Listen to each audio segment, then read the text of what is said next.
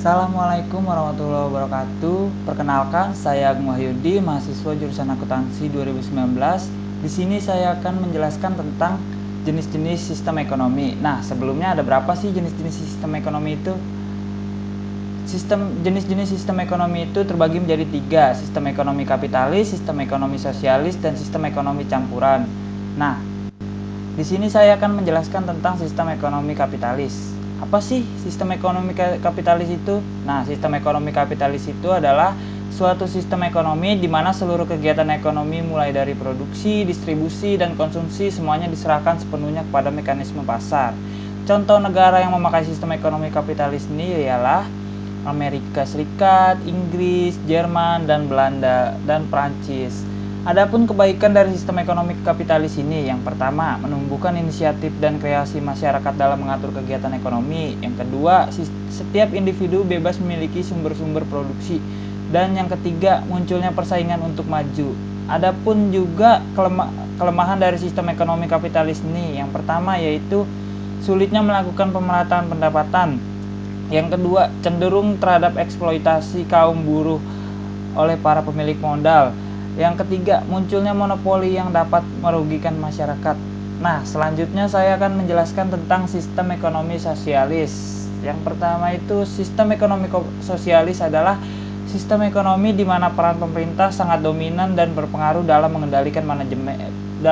mengendalikan perekonomian. Sistem ekonomi sosialis ini sering disebut juga sebagai sistem ekonomi terpusat atau komando.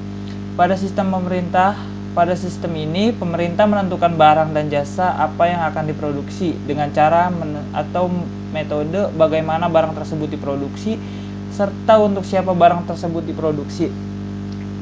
Nah, contoh negara yang memakai sistem ekonomi sosialis ini ialah Cina, Korea, dan Kuba. Adapun kebaikan dari sistem ekonomi sosialis ini, yang pertama, pemerintah jadi lebih mudah mengendalikan inflasi, pengangguran, dan masalah ekonomi lainnya.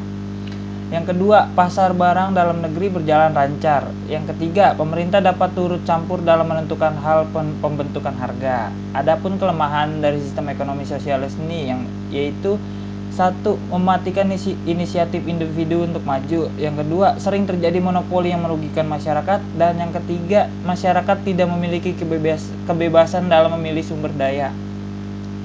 Selanjutnya saya akan menjelaskan tentang sistem ekonomi campuran. Yang pertama, sistem ekonomi campuran itu adalah sistem ekonomi pasar dan terpusat di mana pemerintah dan swasta saling berinteraksi dalam memecahkan masalah ekonomi. Nah, contoh negara yang memakai sistem ekonomi sosialis ini contoh negara yang memakai sistem ekonomi campuran ini ialah India, Filipina, dan Malaysia. Adapun kelebihan dari sistem ekonomi campuran ini yaitu pendistribusian barang dan jasa akan diberikan ke tempat-tempat yang paling membutuhkan.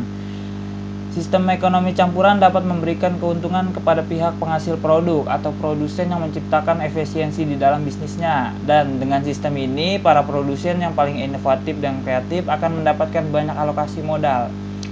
Nah, kekurangannya dari sistem ekonomi campuran ini, di dalam sistem ekonomi campuran, pemerintah mempunyai tanggung jawab lebih dalam mengatur segala kegiatan ekonomi dibandingkan pihak swasta. Adanya perencanaan industri terpusat yang diciptakan oleh pemerintah juga dapat menimbulkan masalah. Dan yang terakhir, sistem ekonomi campuran cenderung memiliki pertumbuhan laju ekonomi yang lambat dibandingkan dengan sistem ekonomi liberal. Nah, di sini saya juga akan menjelaskan tentang sistem ekonomi yang dianut oleh Indonesia. Nah, sistem ekonomi yang diterapkan di Indonesia adalah sistem perekonomian Pancasila atau yang biasa disebut SPP.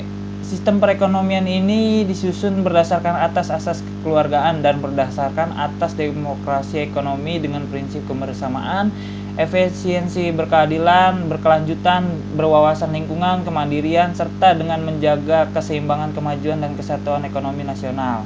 Di mana asas kekeluargaan pada sistem ekonomi Pancasila sendiri ialah suatu kelompok yang bekerja sama untuk mencapai suatu tujuan dengan menganggap anggota dari kelompoknya ialah keluarganya sendiri, sehingga tujuan kelompok tersebut mudah tercapai. Sekian dari yang saya jelaskan, kurang lebihnya mohon maaf. Assalamualaikum warahmatullahi wabarakatuh.